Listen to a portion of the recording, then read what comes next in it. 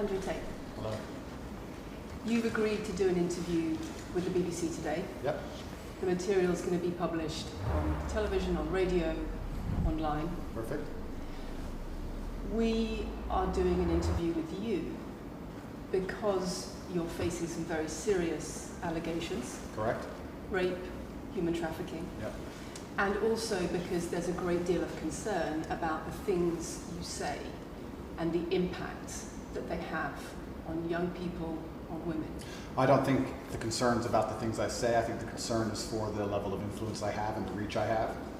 I would argue that a lot of the things that are already out there inside of the legacy media and the matrix as a whole are far more damaging than the things I say. It's the concern about the influence you have being a harmful influence, but let's start with the allegations. Not necessarily a harmful influence. The fact that I'm massively influential over the youth, and I understand that, but it's my influence as a whole which people are afraid of, not necessarily the things I say. Let's start with the allegations.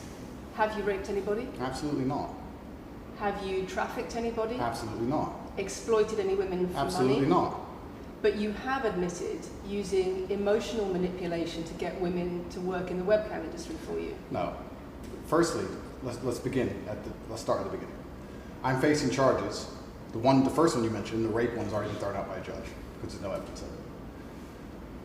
Secondly, it's very difficult for me to sit here and have a very frank and honest conversation with you while we're in the territory of Romania about a legal case that's going on within Romania. I have to protect myself. I've agreed to do an interview with you, and I want to be as honest with you as possible, but I can't incriminate myself in any way, and I have to be very careful with what I talk about.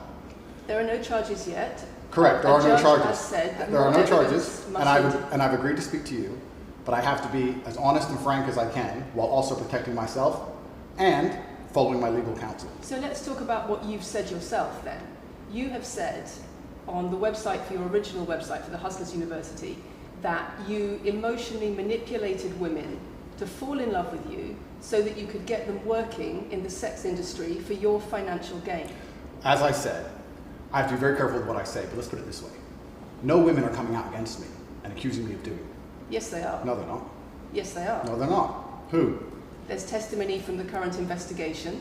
The current investigation, which I cannot discuss, which I know intimately and you don't, I can tell you right now that the women who are in this case file, there are 2 American women who have been caught already admitting they're lying, and then nobody else is accusing me of anything. To begin with, it's very common in cases like this that the alleged victims do not always see themselves as victims. Well, that's very interesting. It's actually extremely interesting because if I was a matrix-controlled organization and my goal was to slander somebody and try and destroy their name, you're telling me that they've chosen a crime which, 1, is heinous, of course, because it damages the person's credibility, and 2, you're saying that even if everyone else involved, if you have 5 people and everyone's sitting there saying, no, nobody's hurt anybody, we like Andrew, we've all worked together, or we're friends, etc. That's not what everybody's saying. No. Let me read you some of the testimony from the current investigation. Can I finish? Can I finish this? One of the witnesses said, Can I finish